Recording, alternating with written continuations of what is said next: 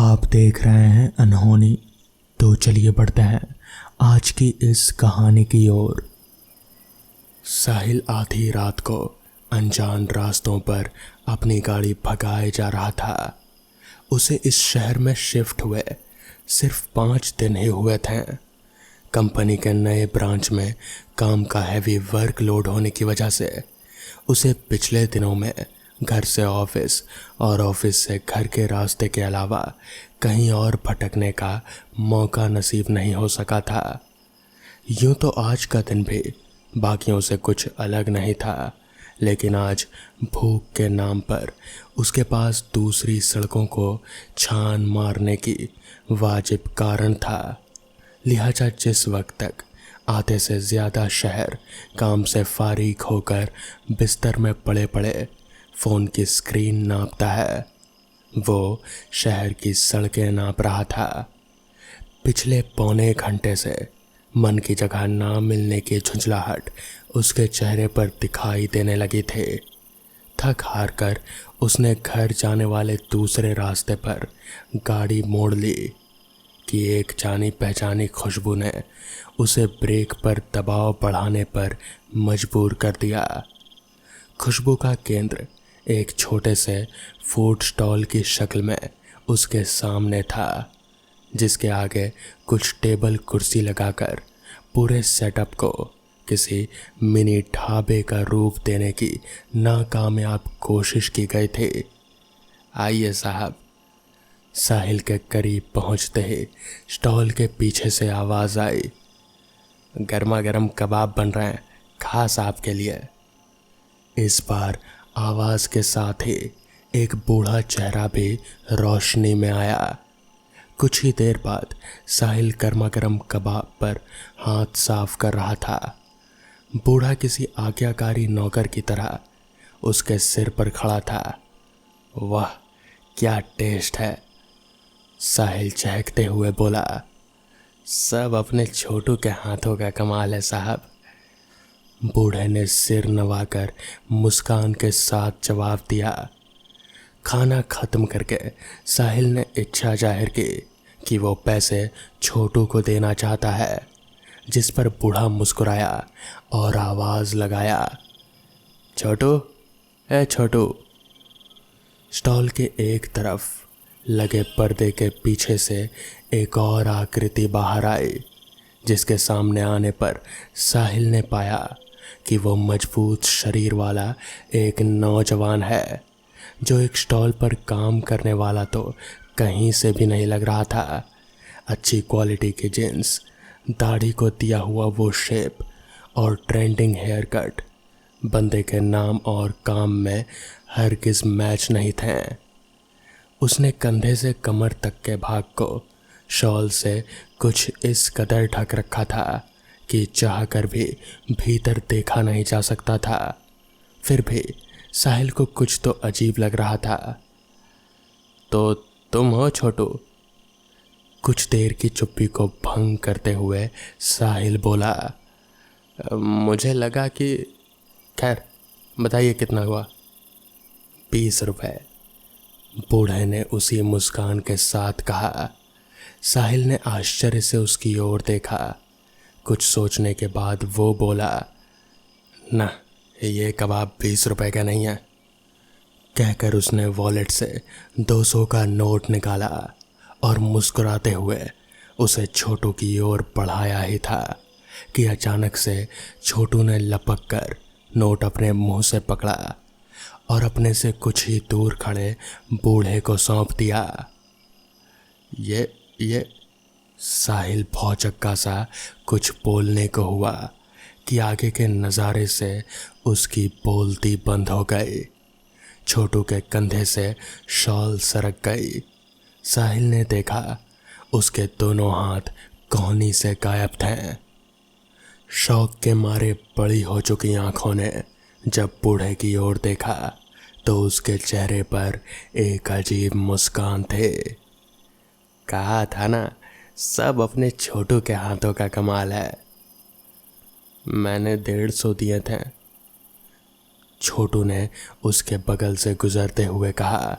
जो आगे जाकर अंधेरे में कहीं गुम हो गया। देश के किसी कोने में आधा अधूरा साहिल आज भी इंतज़ार कर रहा है कि कोई उसकी अदा की गई कीमत से ज़्यादा देकर उसकी आज़ादी खरीद ले। क्या आप खाना चाहेंगे कबाब?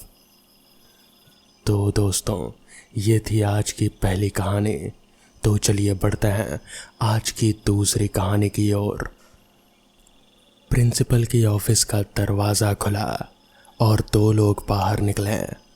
दोनों की शक्लों पर फटकार बरस रहे थे। साला टॉपर, एक बोला, जो शक्ल से ही लीडर टाइप्स का लग रहा था। उसकी क्या गलती है यार?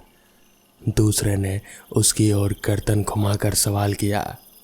अबे सारी गलती उसी की है। इतने ज़्यादा मार्क्स लाने की ज़रूरत है क्या है? ना तो वो इतना अच्छा स्कोर करता और ना ही सर उसके साथ हमें कंपेयर करते हुए इतना सुनाते हैं। पहले ने जबड़ा भींचते हुए जवाब दिया। वाह, तेरा लॉजिक तो कमाल का है यार। अरे भाई, अगर वो नहीं होता तो कोई और होता। और वैसे भी मार्क्स से ज़्यादा हमारी कम अटेंडेंस की वजह से सुनाया हमें। वो सब मैं नहीं जानता। अब तो उस टॉपर के बच्चे को मजा चखाना ही पड़ेगा, तभी मेरे मन को शांति मिलेगी। पहले ने कुछ सोचने के बाद चिढ़े हुए स्वर में कहा, भाई बस और कुछ नहीं सुनना, सिर्फ इतना बोल, तू मेरा साथ देगा या नहीं? पहले ने दूसरे को इंटरप्ट करते हुए पूछा। तेरे से बाहर मैं कैसे जा सकता हूँ?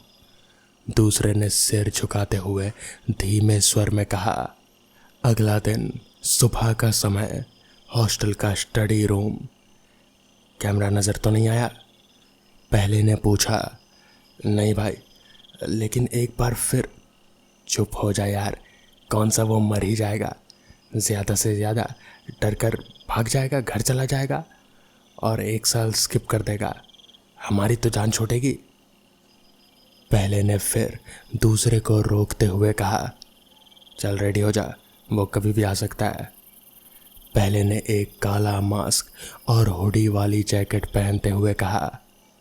कुछ सुकचाते हुए दूसरे ने थोड़ा लाल रंग अपने चेहरे और टी शर्ट पर लगाया और फर्श पर लेट गया। पहले ने एक चाकू को उस रंग में डुबाया और दूसरे के सिर के पास खड़ा हो गया। इतनी सुबह अकेला टॉपर ही उठ जाता था, सो किसी और के आने की संभावना काफ़ी कम थी। कुछ ही समय बाद जैसे ही कमरे के मुहाने पर उसका चेहरा दिखा, पहले ने स्प्रिंग वाले चाकू से दूसरे पर किसी पागल की तरह हंसते हुए वार करना शुरू कर दिया। दूसरा भी हर वार पर शरीर को झटका देकर अपने रोल को जस्टिफाई कर रहा था। रोशनी वैसे ही कम थी, ऊपर से एक ने मास्क और हुडी पहन रखा था, तो दूसरे का चेहरा रंग की वजह से पहचान में नहीं आ रहा था। कुछ सेकंड्स के लिए मूर्ति बन चुके टॉपर के होश पहले की उसकी ओर झपटने पर ठिकाने पर आए और वो जोरों से चिल्लाते हुए नीचे दौड़ा। चल चल जल्दी चल। उसकी नज़रों से ओझल होते ही पहले ने दूसरे को हाथ देते हुए कहा। अब तक टॉपर की आवाज़ के साथ कई और आवाज़ों ने मिलकर अभी भी सो रहे प्राणियों की नींद में खलल डालना शुरू कर दिया। कुछ देर बाद किसी ने उनके रूम का दरवाज़ा ज़ोरों से खटखटाया और आंखों में नींद लिए दोनों बाहर निकले। बाहर लॉबी में कुछ लड़के सभी रूम्स के दरवाजे को खटखटाते हुए सीढ़ियों पर आने को कह रहे थे। लड़कों में टॉपर भी था, जो उनके दरवाज़ा खोलने पर पीछे मुड़ा और सीढ़ियों की ओर थरथराती उंगली से इशारा करने के बाद बाकी लड़कों के पीछे दौड़ गया। भाई, ये सभी सीढ़ियों की ओर जाने को क्यों कह रहे हैं? दूसरे ने सवाल किया। अबे ऊपर जाने के लिए सीढ़ियाँ तो लगेंगी ही ना, पहले ने छल्लाते हुए कहा। दोनों जब भीड़ को चीरते हुए आगे पहुँचे तो दोनों की सांसें ऊपर की ऊपर और नीचे की नीचे रह गए। टॉपर की लाश औंधे मुंह सीढ़ियों के नीचे पड़े हुए थे और फटे सिर से निकल रहा खून मानो सफ़ेद टाइल्स पर अपनी मौत की कहानी लिख रहा था। दोनों दोस्तों ने जब उसकी लाश को देखा तो उनके पैर थर थर कांपने लगे। उन्हें यकीन नहीं हो रहा था कि एक मजाक इतना खौफनाक हो सकता है। तो दोस्तों, ये थी आज की दूसरी कहानी।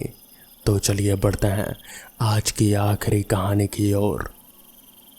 संदीप को आज घर जाने में देरी हो गई थी क्योंकि आज दिन से ही बारिश हो रहे थे।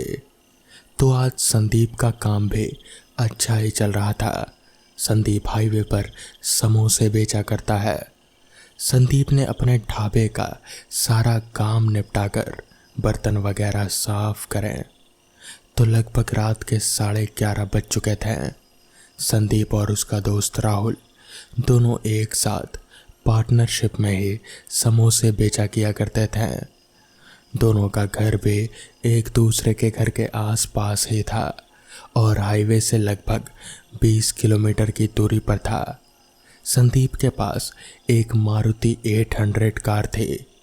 दोनों उसी में ढाबे पर सुबह 10 बजे तक आ जाते हैं और अक्सर रात को 8 या फिर 8:30 बजे तक भी घर के लिए निकल जाते थे। पर आज बारिश की वजह से इन दोनों को देर हो गई थी। संदीप अपनी गाड़ी के पास गया और गाड़ी स्टार्ट करने लगा, लेकिन गाड़ी स्टार्ट नहीं हो रहे थे। सुबह से बारिश थी और अभी ठंड भी काफ़ी थी, इसी वजह से भी गाड़ी शायद स्टार्ट नहीं हो रहे थे।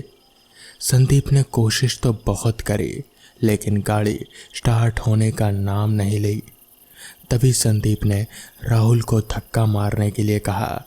संदीप के बोलने के बाद राहुल गाड़ी से नीचे उतरा और धक्का लगाना शुरू कर दिया। गाड़ी में थोड़ी दूर तक धक्का लगाते ही गाड़ी भी स्टार्ट हो गई और रात के अंधेरे में दोनों घर की ओर जाने लगे। आज बारिश होने की वजह से ठंड तो थी ही, ऊपर से बाहर शीतलहर मानो जैसे जान लेने को तैयार हो।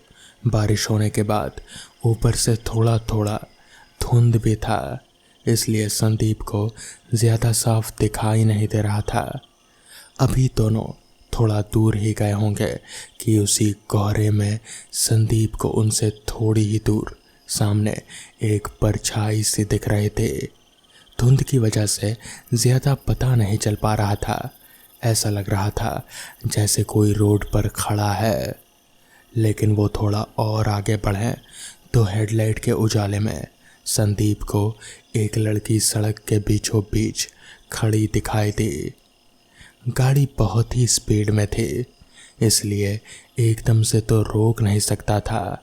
इसलिए संदीप ने खिड़की से बाहर सिर निकालकर चिल्लाते हुए कहा, अरे मरना है क्या? कहीं और मरो, हमारी गाड़ी मिली थी क्या? इतना बोलकर संदीप फिर से एकदम से ब्रेक मारा, लेकिन संदीप ने देखा गाड़ी उस लड़की से टकरा चुकी थी और उस लड़की को रौंदती हुई कार आगे निकल गई और उसके बाद गाड़ी में एक झटका बड़ा तेजी से लगा।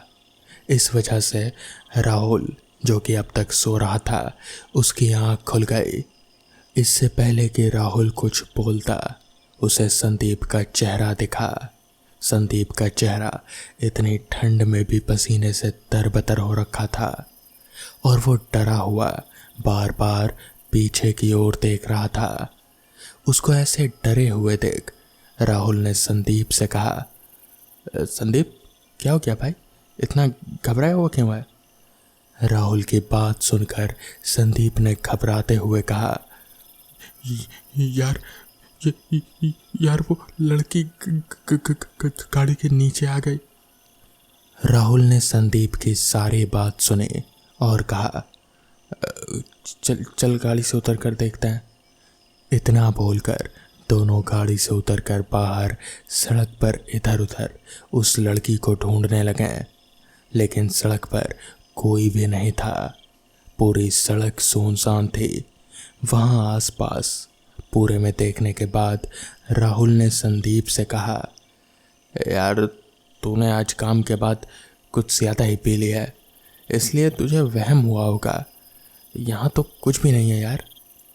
संदीप ने फिर राहुल को समझाते हुए कहा, नहीं यार, वो यहीं थी वो लड़की। राहुल ने संदीप को पकड़ा और कहा, चल गाड़ी में बैठ, अब गाड़ी तेरा भाई चलाएगा।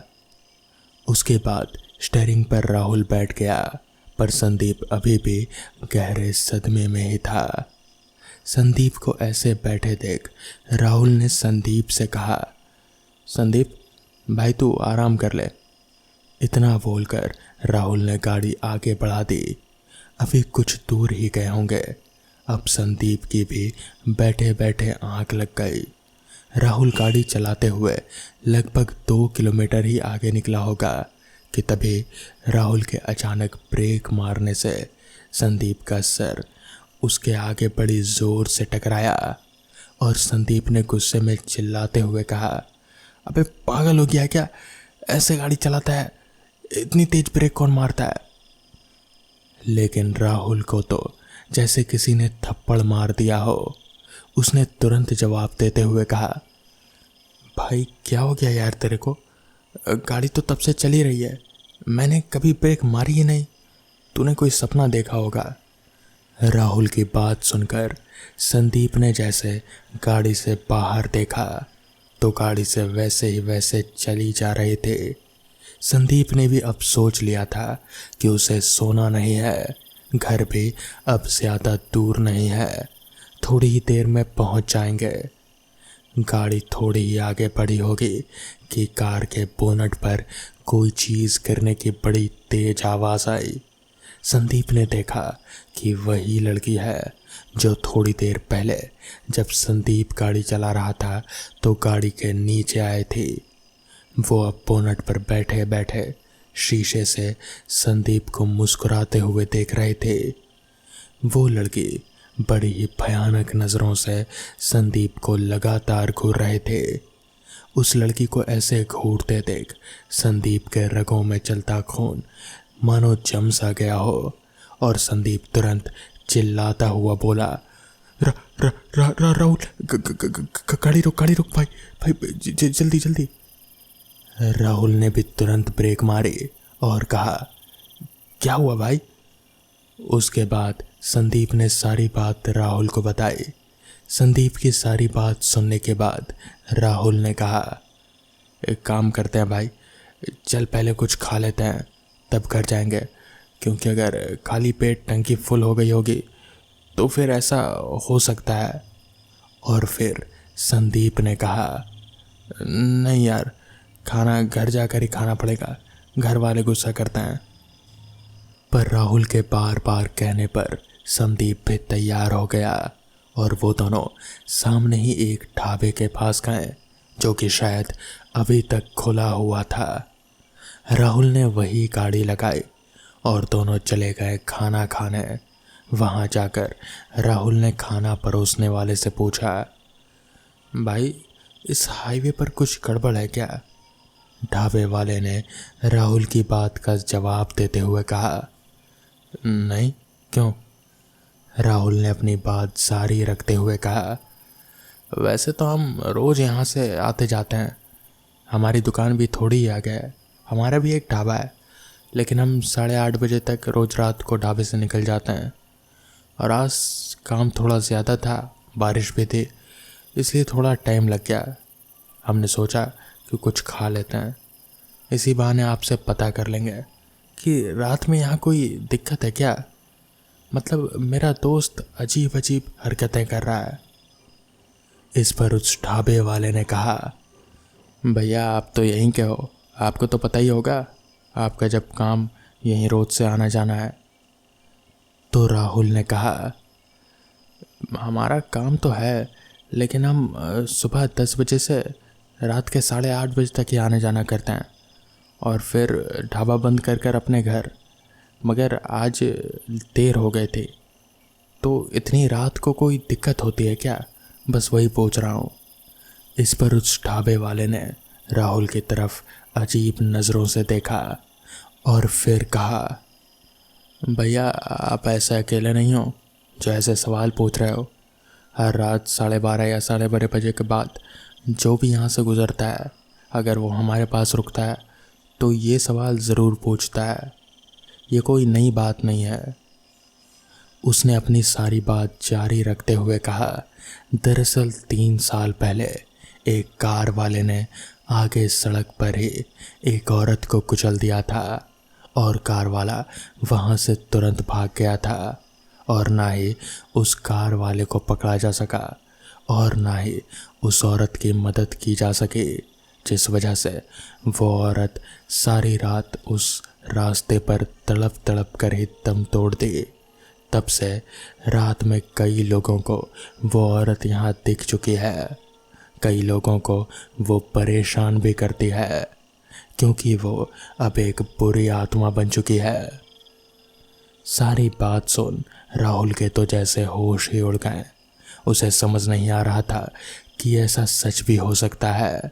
जिसके बाद उन दोनों ने तुरंत ही कुछ खाया पिया और फिर तुरंत ही अपने घर के लिए निकल पड़े। तो दोस्तों, ये थी आज की पहली कहानी। तो चलिए बढ़ते हैं आज की दूसरी कहानी की ओर।